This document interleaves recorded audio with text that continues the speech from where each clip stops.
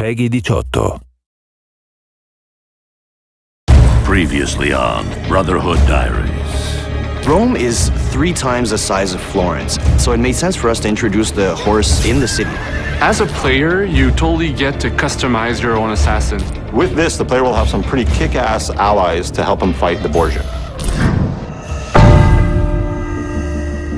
The papal troops march across the countryside, conquering the cities of Italia one by one.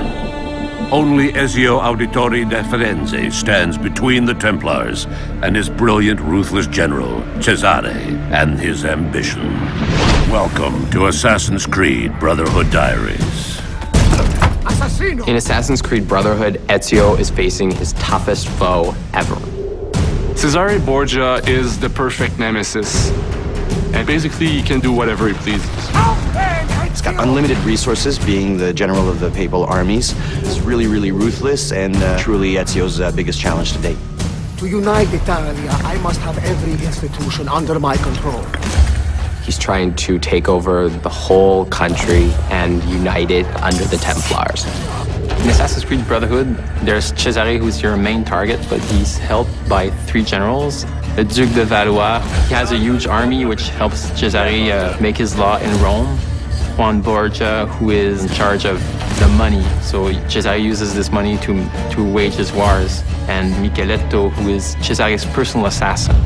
So we dedicated 1 full sequence of gameplay to learn a little bit about their backstory, how their influence is corrupting Rome and everything. So you'll get to experience the constant build-up where in the final showdown, you get to track down your final prey and kill him. Well, it's a well-known fact that Leonardo da Vinci ends up working for Rodrigo Borgia. And one of the things that Rodrigo wants to do by taking over the world is build these fabulous war machines. And we created whole missions around them where you have to go find the plans, destroy them, get the machine. You actually get to use it and then destroy it so that the Borgias can't use these war machines in their fight. In AC2, we had what we call the secret locations. People really loved that, so we decided to bring them back in Assassin's Creed Brotherhood with a twist, of course. And once you find them, something interesting is going to happen.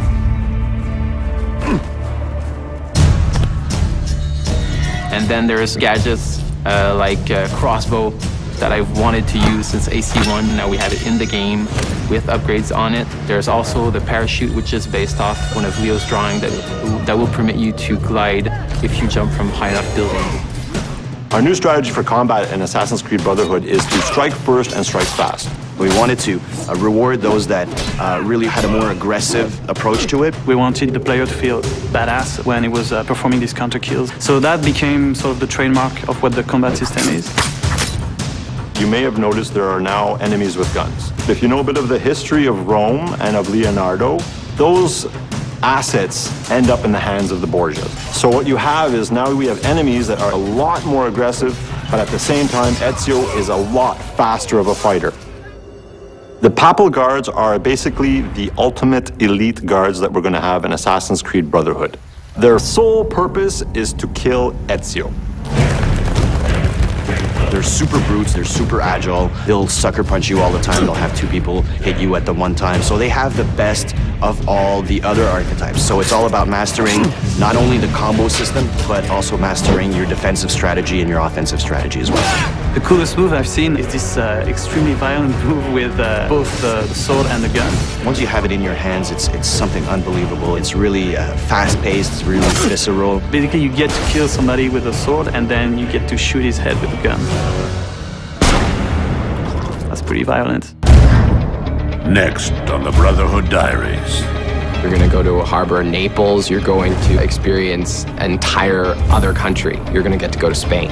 Another really cool aspect of the multiplayer of Assassin's Creed Brotherhood is the fact that now that it's the person that you're chasing, it's a lot more unpredictable, and they're a lot smarter than any AI that you can ever make.